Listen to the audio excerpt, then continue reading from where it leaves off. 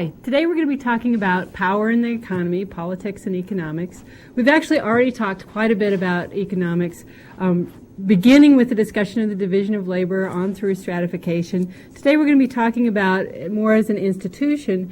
I actually like to talk about politics and economics both at the same time because they're so much interrelated. So the key questions we're going to be dealing with today are these. What are the elements of pure socialism? What are the elements of pure capitalism? And what policies do contemporary democratic socialist countries have? Now, actually, when we talk about this, why are we talking about capitalism and socialism? Everybody goes, capitalism is really the main big form and socialism is dead, haven't you heard? Well, actually, when you look at how economies are structured, we've got two ends of the continuum. We've got capitalism and socialism, and when you look at the pure elements of each, there are two ends of both continuum. But in actual fact, neither one of these exist anywhere in the world today in pure form, including capitalism. But it still makes sense to talk about them because all economies have elements of each. So let me give you some basic definitions. The two definitions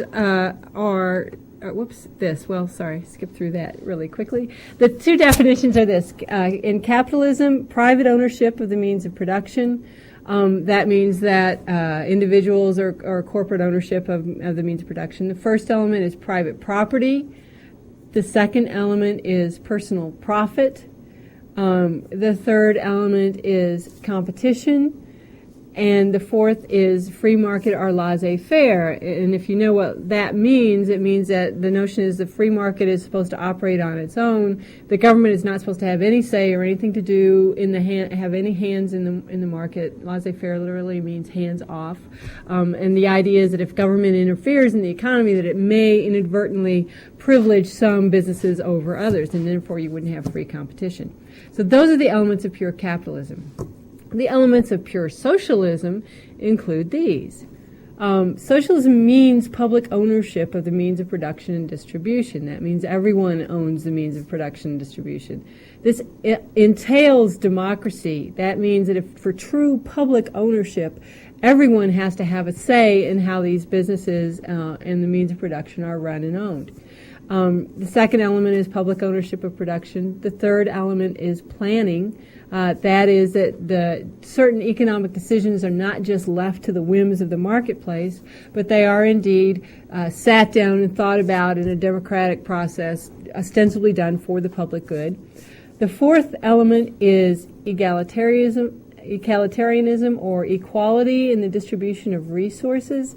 That is, there is an ideology that everyone should have equal resources, everyone should have, there should be an equal playing field.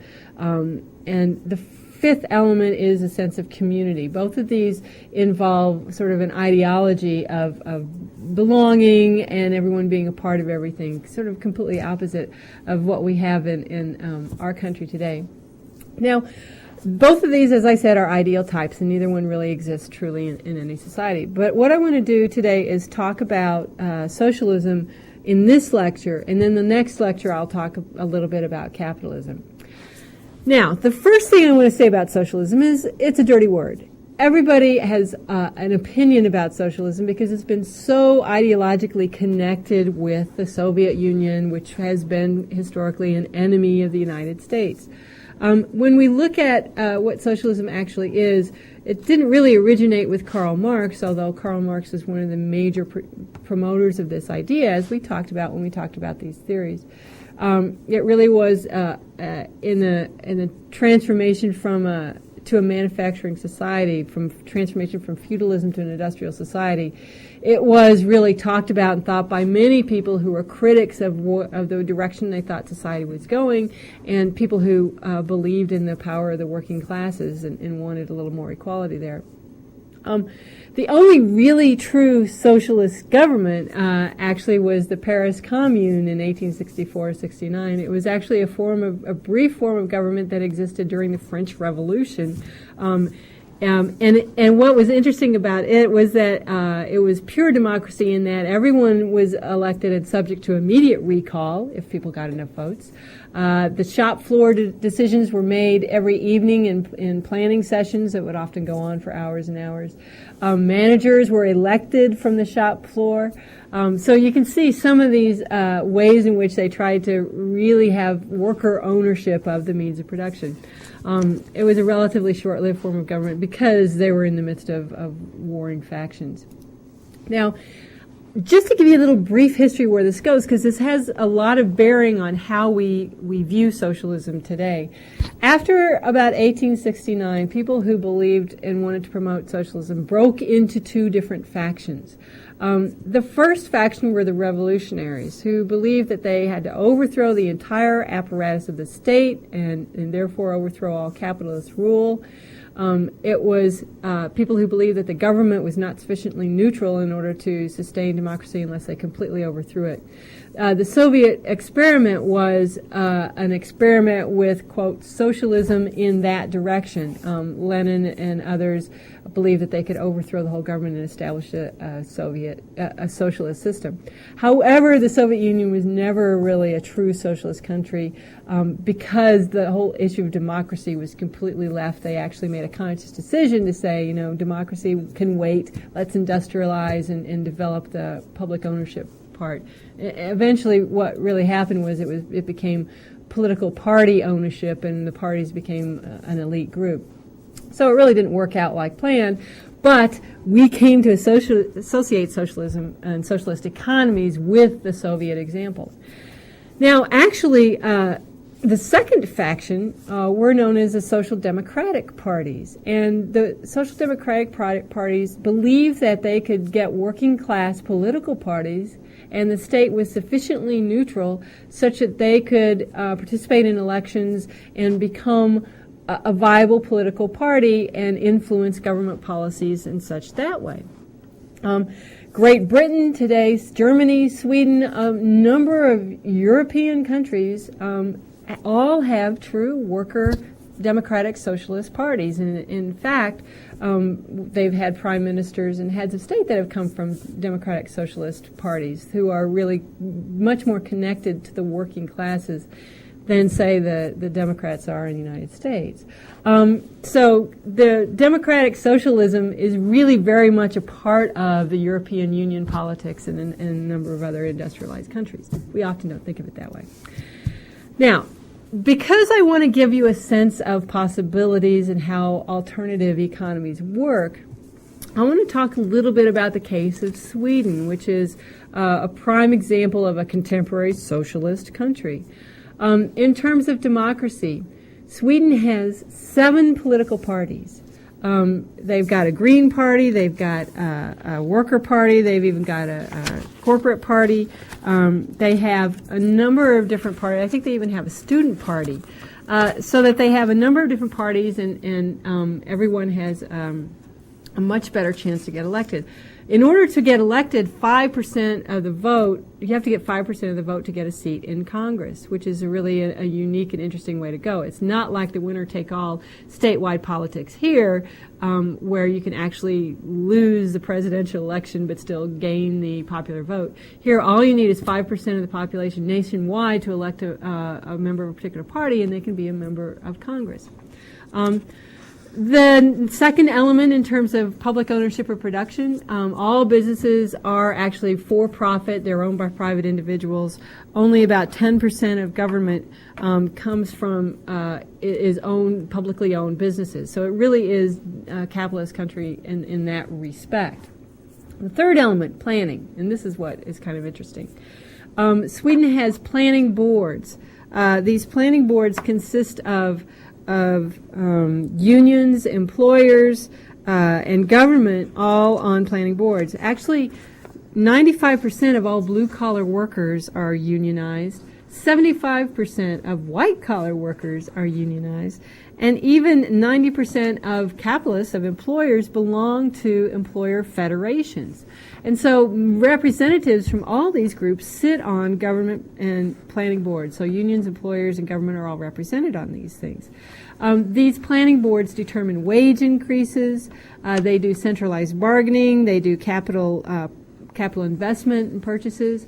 There was a piece of highly expensive medical equipment, a CAT scanner, once years ago, that the Swedish government was trying to decide whether they should purchase one or not.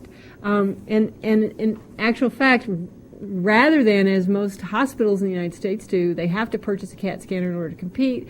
It's very expensive, drives up the cost of medical care. In Sweden, they decided, you know what, it's cheaper to fly anybody who needs that to another country to get that than it is to purchase one here in the U.S., here in Sweden. So they made that kind of decision collectively, and actually has kept medical costs down far below what it is in the United States.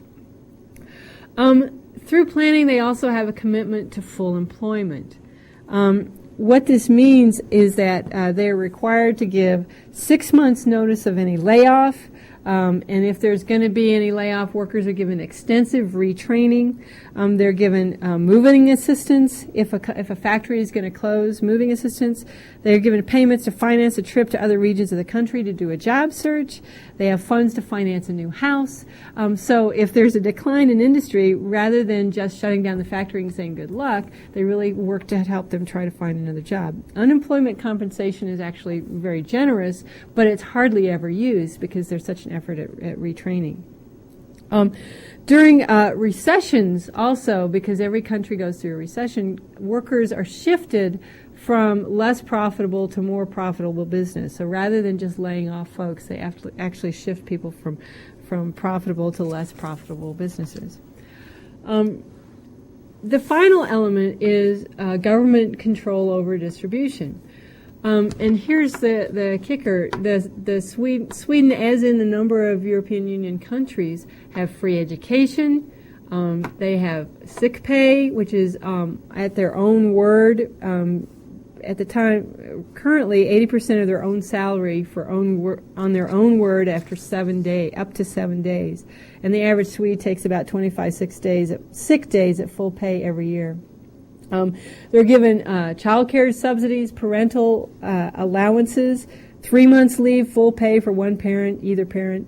At one time, there was even a homemaker's allowance, which you can choose to not work and still be paid $10 a day to take care of your child. In the U.S., we have that, but we call that welfare, and we only let people on that for 2 or 3 years. So it's a much different attitude towards supporting the human population. Now, as you might imagine, this comes at no small cost. It's highly expensive, at least for the government, to maintain these kinds of programs. So that 56% of the gross domestic product in Sweden goes to government expenditures, compared with 11% in the United States. They have extremely high taxes and a very progressive redistribution of the wealth. Get this, the top personal tax is 60%. People would freak out here in the U.S. 20% is average. The top corporate tax is 28%. Payroll tax is about 40% compared to 13% in the U.S. They tax existing wealth, et cetera, et cetera, et cetera. So they have extremely high taxes. At one point, I knew a colleague of mine who went over to Sweden to do some research and sat down with a number of employers and said, and they were complaining about taxes, and he said, well, why don't you just get rid of all these programs? And they looked at it and went, well, what would people do then? Which leads me to believe that they have a very strong sense of equality and egalitarianism that is pervasive in their culture, much more than it is in the United States. Some of these policies that they did have changed a little bit now that they've joined the European Union, but for the most part, they've kept a very strong sense of socialism in terms of egalitarianism and distribution of the wealth to a number of people. The other thing about Sweden is this, that they have a strong sense of community, cultural homogeneity. That means that they it's not very ethnically diverse. It's a relatively homogeneous country. It's very small, and so there's not much diversity like there is in some other countries. So I give you this by example just to give you a sense of how other countries do it, to sort of break down the notion that capitalism is the only way and that there's only one pure way to do it. The potential problems with Sweden are that they, too, are subject to the problems of capital flight because businesses are privately owned. They can go overseas. And they're also subject to the forces of globalization as well. So it'll be interesting to see how things pan out in the next several years. So that, in a nutshell, is a discussion of socialism. Again, to give you a sense of how things can be different, because we are in this country so inundated with the notion of a capitalist economy, and few people ever even talk about or use the word socialism. So next time we're going to talk about capitalism in the U.S.